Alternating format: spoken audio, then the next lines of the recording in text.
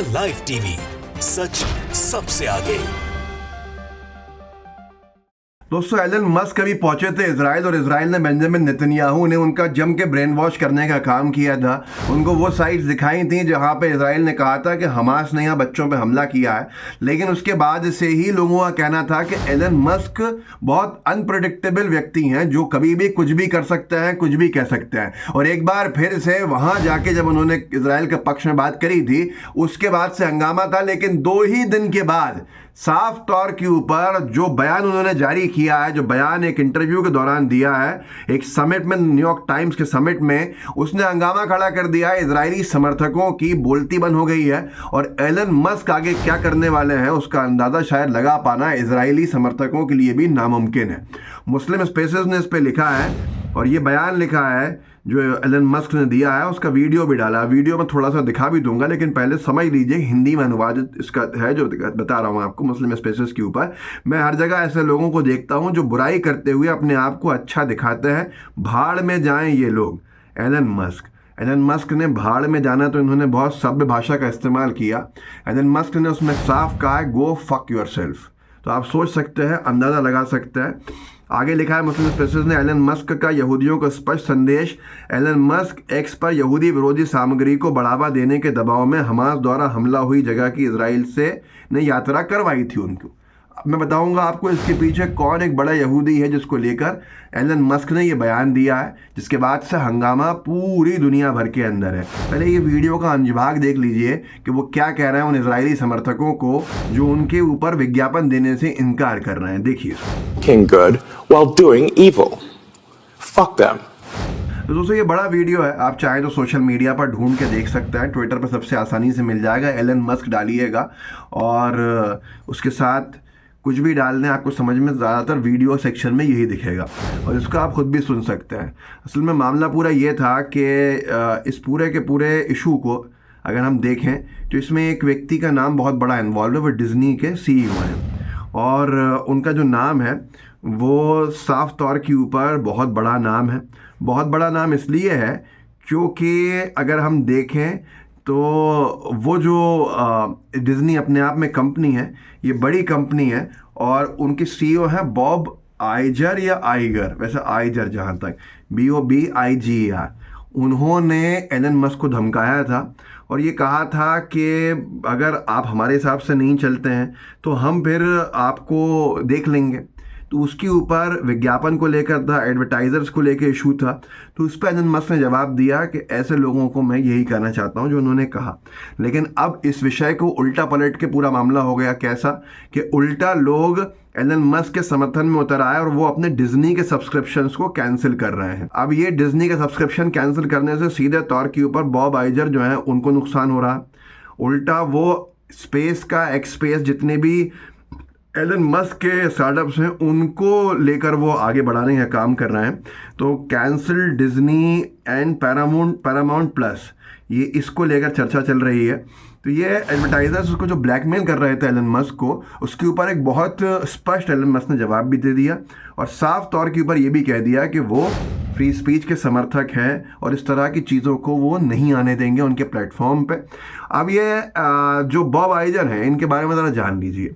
ये डिज्नी के CEO हैं और इनका जो धर्म है यहूदी धर्म के हैं, इजरायली समर्थक हैं। ये अगर देखे जाए तो रूट्स इनके इजरायली ही माने जाएंगे और ये कभी भी इजराइल के विरोध में नहीं खड़े हुए हैं। तो ऐसी परिस्थितियों के अंदर जो बात कही जा रही है उसका बड़ा गहरा अर्थ है। बहुत 2 दिन से लोग जो एक्टिविस्ट थे वो ये मांग कर रहे थे एलन मस्क से कि आप अगर इजराइल गए हो, बेंजामिन नेतन्याहू के बताई हुई चीज़ों को आपने देखा है तो आप गाज़ा भी जाइए। पूरा इशू है स्टारलिंक सैटेलाइट नेटवर्क का, इंटरनेट का।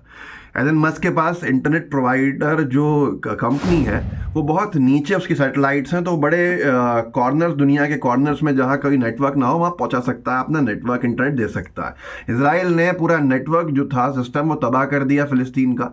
उसके बाद से मांग उठी कि एलन मस्क जो है वो स्टार स्पेस को दें, वहाँ पर नेटवर्क सुविधा दें, जिससे कि वो, तो एलन मस्क ने फ़ौरन ऐलान कर दिया कि हम देंगे। NGOs को देंगे जो काम कर रहा है। उसके बाद इजराइल के एक मंत्री का बयान भी आया था कि हम हर संभव कोशिश करेंगे उसको रोकने की, एलन मस्क को। फिर एलन मस्क को बुलाया गया, वहाँ पर दिखाया गया, बहुत कुछ प्रेशर ही बना होगा दुनिया की कॉर्पोरेट लॉबीज की तरफ से, जिसको लेकर वो चर्चा कर रहे थे स्टेज के ऊपर। गो फक योरसेल्फ जो उन्होंने कहा है वो उसी विषय में लेके कहा। अब इस सब के बाद से ही दुनिया भर में हंगामा तो चल ही रहा है।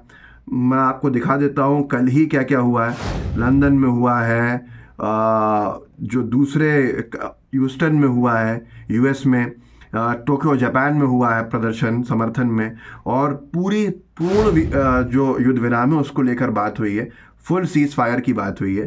तो जैसे ये एक है वी पैलेस्टाइन करके ट्विटर हैंडल इसने डाला है कि जो टोक्यो जापान के अंदर रैली निकाली गई है।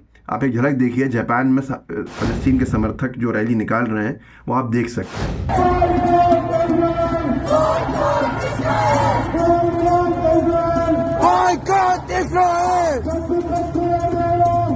ऐसे ही अगर मैं बात करूं तो ह्यूस्टन में US के अंदर में भी एक बहुत बड़ा प्रदर्शन फिलिस्तीन के समर्थन में हुआ, इजराइल के खिलाफ हुआ है। ये वो देश हैं जो कहीं ना कहीं इजराइल के साथ अपने अलायंस पार्टनर की हैसियत से खड़े भी हुए हैं, पर फिर भी इनकी जनता जो है वो कैसे विरोध में खड़ी है वो आप देख सकते हैं। ये तस्वीरें हैं, ये तस्वीरें आप देख लीजिए, ह्यूस्टन की हैं तस्वीरें। राइस यूनिवर्सिटी SJP ने डाला है इसको, ह्यूस्टन स्टैंड्स विद पैलेस्टाइन। देखिए ये जो तस्वीरें हैं ये सब ह्यूस्टन की हैं, US की, और यहाँ पर इजराइल के ख़िलाफ़ नारे तक लिखे हुए हैं। असल में सारा का सारा मामला जो है वो अब बिगड़ता इसलिए भी जा रहा है इजराइल के लिए। लंदन की क्या वीडियो है, nothing will stop us coming on to streets, कोई हमको नहीं रोक सकता सड़कों पे आने के लिए, लंदन के लोग कह रहे हैं। देखिए इस वीडियो को, फिलिस्तीन के समर्थन में लंदन में कैसा जुलूस निकल रहा है।